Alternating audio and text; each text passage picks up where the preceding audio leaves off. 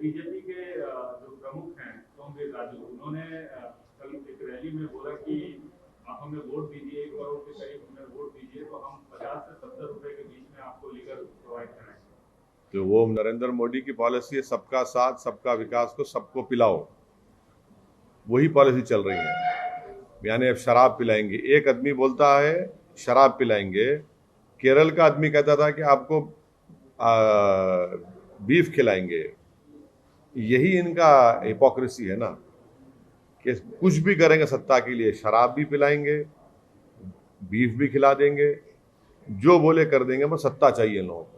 कोई मॉरल्स नहीं है, कोई प्रिंसिपल्स नहीं है। लेकिन नरेंद्र मोदी के खुद के स्टेट में वो जब सीएम रहे तब से शराबबंदी किए हुए हैं, बिहार में शराबबंदी किए हुए हैं। देखिए, जहां इनको सूट करता है वही करते हैं।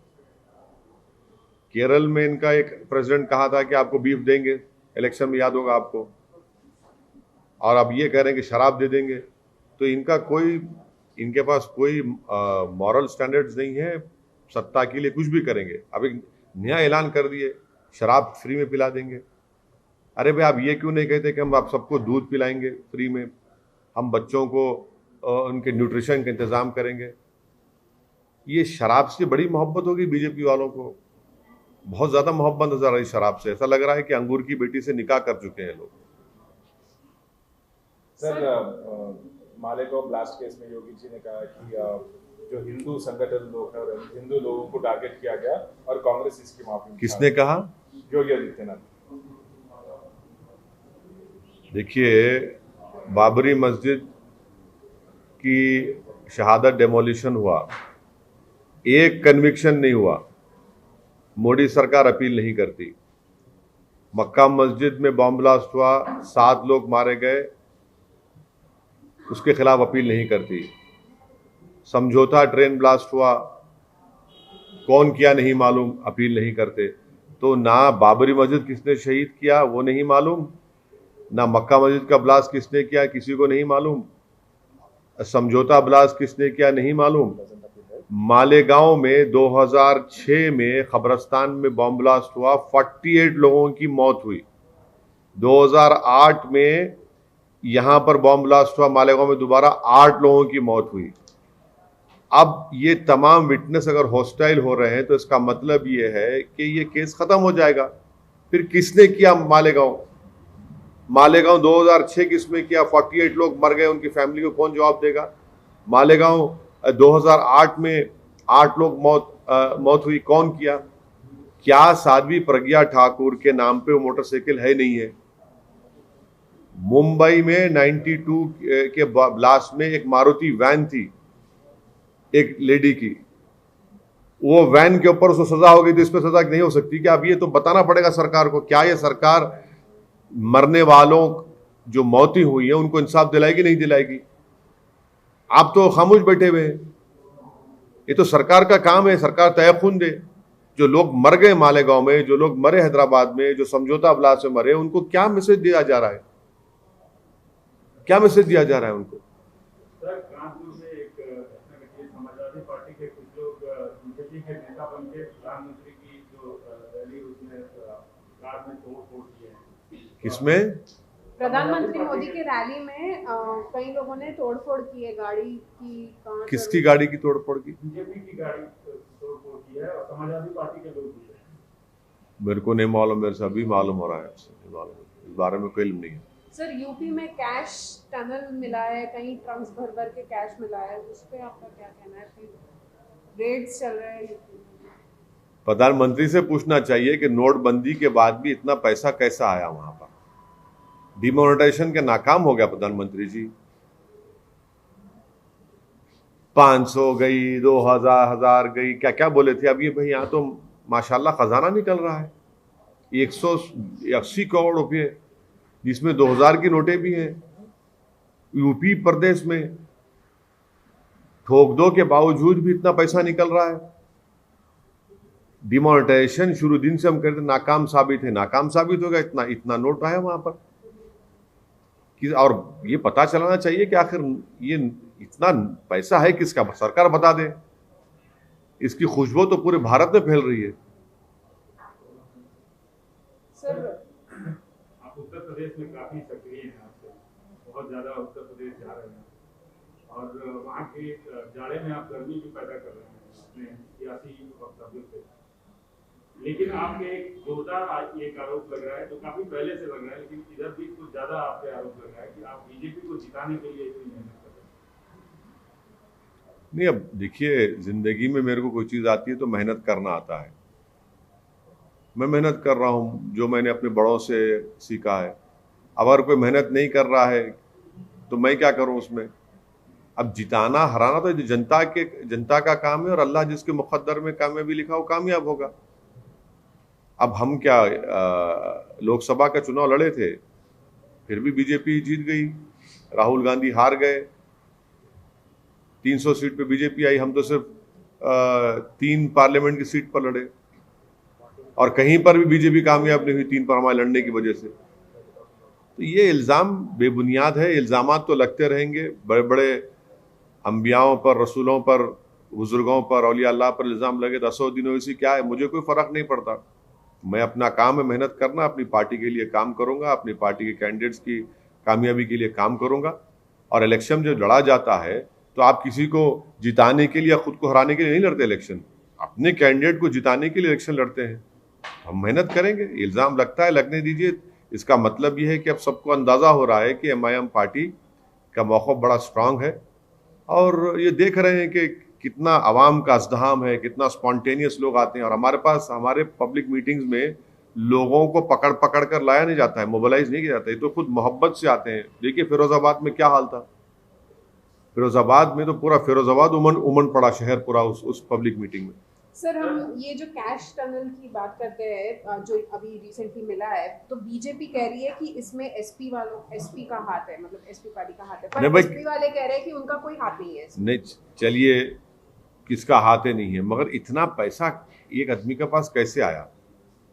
तो डिमोनेटाइजेशन नाकाम साबित हुआ। प्रधानमंत्री से हम अपील करेंगे कि आप एक्सेप्ट कर लीजिए ऑन रिकॉर्ड कि मैंने डिमोनेटाइजेशन किया, जिसकी वजह से बिल्कुल नाकामी हुई, और डिमोनेटाइजेशन की वजह से सिर्फ गरीब पिट गया, स्मॉल स्केल इंडस्ट्रीज बर्बाद हो गई, हजारों की तादाद में नौकरी चले गई। अभी तक डिमोनेटाइजेशन का इफेक्ट गरीबों पर, नौजवानों पर, उनका बेरोजगारी मुकद्दर बन गया। मगर इस तरह के लोगों के पास तो आज भी नोट है और कल भी रहेगा।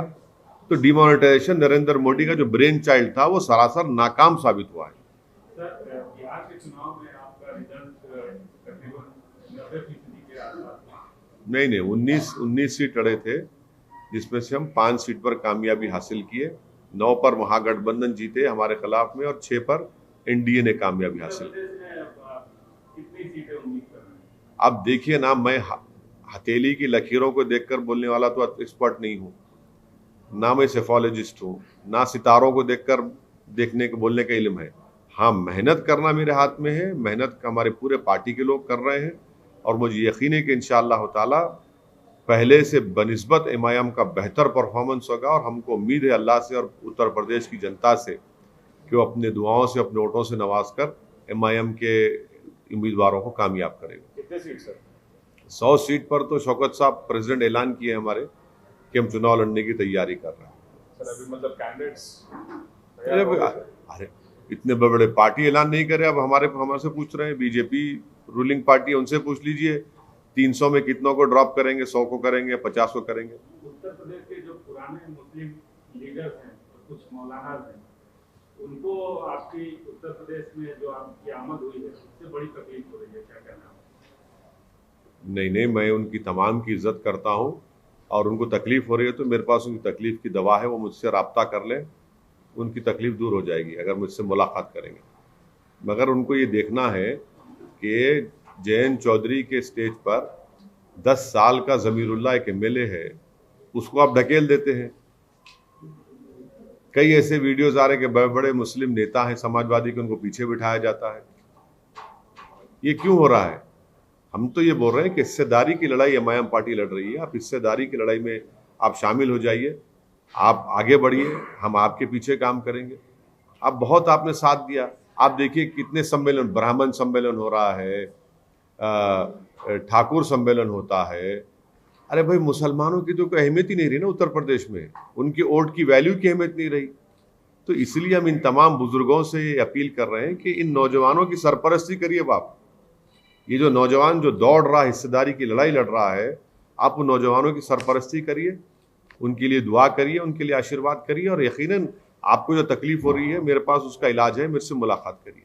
सर, कांग्रेस मतलब सपोर्ट करना, योगी का स्टेटमेंट आपने देखा होगा, कांग्रेस सत्ता में है जब हिंदू संगठन के लोगों को टारगेट करके मालेगांव ब्लास्ट में फंसाना, और जब ऑपोजिशन में है विरोध करना, ये योगी जी का स्टेटमेंट था। इस पे आप देखिए, चाहे सुनिए चाहे कांग्रेस पावर में रहो या बीजेपी पावर में रही है, मिसकैरेज ऑफ जस्टिस अगर किसी से हुआ है तो मुसलमान से, दलित से हुआ है, आदिवासियों से। इन दोनों पार्टियों ने किया है। तारीख है, हमारी हिस्ट्री है कि कितने जेलों में सड़ गए। यूएपीए का इस्तेमाल किस पर होता है, पोटा का इस्तेमाल किस पर हुआ, टाडा का इस्तेमाल किस पर हुआ, मुसलमान, दलित, आदिवासी पर हुआ। और तमाम मिसकैरेज जस्टिस है, कंप्लीट मिसकैरेज ऑफ जस्टिस अगर किसी से हो रहा है तो इन 3 कम्युनिटीज से हो रहा है। ये दोनों पार्टीज जो पावर में रहते हैं, इसमें कोई डिनाई नहीं कर सकता।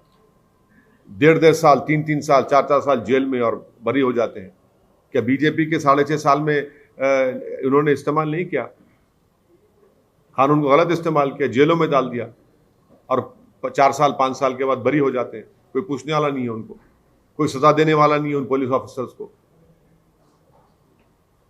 सर, क्या करना चाहिए सर, मतलब आप अभी क्या करना चाहिए, कैसा?